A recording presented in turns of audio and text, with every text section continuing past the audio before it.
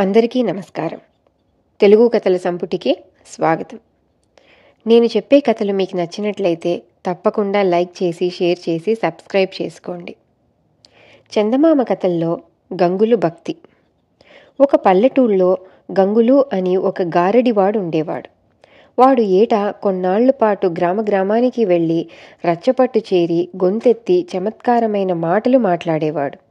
వెంటనే గ్రామంలో గల వృద్ధులు, చిన్నపిల్లలు, యువకులు ఉత్సాహంగా వాడి చుట్టూ గుంపుగా మూగేవారు.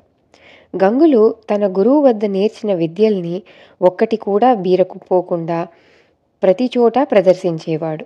రకరకాల మొగ్గలు వేసి బంతులాడించేవాడు, కత్తులాడించేవాడు. చివరకు ప్రేక్షకులిచ్చినది పుచ్చుకొని మరొక చోటికి వెళ్ళిపోయేవాడు.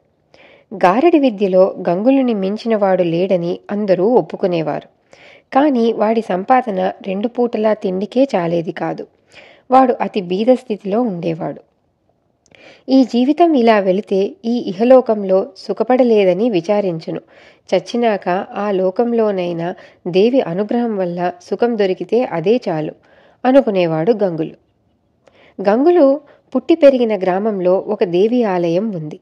ఆ దేవి చాలా మహిమగలదని ఆ చుట్టుపక్కల అనేక గ్రామాల వాళ్లకు నమ్మకం.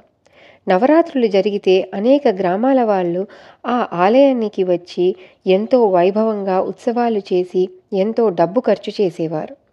సంవత్సరం పొడవునా పొట్టచేత పట్టుకొని ఎన్ని గ్రామాలు తిరిగినా గంగులు నవరాత్రులకు విధిగా స్వగ్రామం తప్పక చేరుకునేవాడు. రాను రాను గంగులు పెద్దవాడైపోయినాడు. గారడి చేయటంలో వాడి శక్తి ఏమీ తగ్గకపోయినా వాడి రాబడి మాత్రం తగ్గింది. ఎందుచేతనంటే చుట్టుపక్కల అన్ని గ్రామాల వాళ్ళు గంగులు గారడిని ఎన్నో వందల సార్లు చూసి ఉన్నారు. వారికి అందులో కొత్తదనం పోయింది. అసలే పేదవాడైన గంగులు వయసు మళ్ళీపోతున్న కొద్దీ మరింత పేదవాడు కాసాగాడు. ఇహసుఖం తగ్గిపోతున్న కొద్దీ గంగులకు పరలోక సుఖం మీద కోరిక, నమ్మకము హెచ్చుసాగాయి. వాడు ఊళ్ల వెంట తిరగటం తగ్గించి ఎక్కువ కాలం దేవీ ఆలయంలోనే గడుపుతున్నాడు. ఒకసారి నవరాత్రులు వచ్చాయి. ఊళ్ళో అందరూ నవరాత్రి ఉత్సవాల పనిలోనే నిమగ్నులై ఉన్నట్టు కనపడ్డారు. సమారాధనకు కూరలు, ధాన్యము బల్లతో వచ్చి పడుతున్నాయి. గుడి చుట్టూ పందిళ్లు వేస్తున్నారు, తోరణాలు కడుతున్నారు. వీరందరినీ చూసి గంగులు తన్మయుడైపోయాడు. పుణ్యాత్ములు! ఆ తల్లి వీళ్ళందరినీ చల్లని చూపు చూడక ఏం చేస్తుంది? ఇక బ్రాహ్మణుల పుణ్యం చెప్పనే అక్కర్లేదు. వాళ్ళు మంత్రాలు చదువుతారు, పూజలు చేయిస్తారు. అందువల్ల అంతులేని పుణ్యం సంపాదిస్తారు అనుకున్నాడు వాడు. అంతలోనే వాడికి పెద్ద విచారం పట్టుకుంది. ఈ ఉత్సవంలో కుండలు చేసేవాళ్ళు, భజంత్రీలు, హరిదాసులు, భజనలు చేసేవాళ్ళు, ఆఖరుకు సంతర్పణ వంటలు చేసేవాళ్ళు కూడా అమ్మవారికి తమ శక్తి కొద్దీ సేవ చేసి పుణ్యం సంపాదించుకుంటున్నారు. కానీ నా వల్ల ఏమీ కాదు, నేను ఆ తల్లికి ఏమీ చెయ్యలేను అనుకుని గంగులు నిట్టూర్చాడు. దేవీ నవరాత్రులు ఆరంభమయ్యాయి. 9 రోజులు ఆలయం భూలోక వైకుంఠంగా ఉంది. ఇదంతా కళ్ళ చూసిన ఆనందంతో పాటు గంగులకు తీరని ఆవేదన కూడా పట్టుకుంది. ఇంతమంది ఇన్ని విధాల దేవికి సేవ చేశారు, నేనేం చేశాను అని వాడు విచారించసాగాడు. 9వ రోజున వాడికొక మంచి ఆలోచన వచ్చింది. దానితో వాడి విచారమంతా పోయింది. ఆ రాత్రి పూజ అయిపోయాక అందరూ వెళ్ళిపోయారు. ప్రసాదం ఇంకా ఏమైనా దిగబడిపోయిందేమో చూడడానికి పూజారి గుడిలోకి అడుగుపెట్టేసరికి ఒక వింత దృశ్యం కనిపించింది. కుంకంతో, పూలతో సగం కూరుకుపోయిన దేవీ విగ్రహం ముందు గంగులు మొగ్గలు వేసి బంతులు, కత్తులు ఆడిస్తున్నాడు.